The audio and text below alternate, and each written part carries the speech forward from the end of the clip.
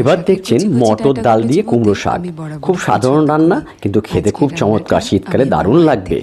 এই হয়ে গেলে উপরে একটু ঘি দিয়ে দেবেন। লাউ শাকের পাতা দরকার কচি কচি, পাতাগুলোকে কেটে সুন্দর করে জলে ধুয়ে নেবেন।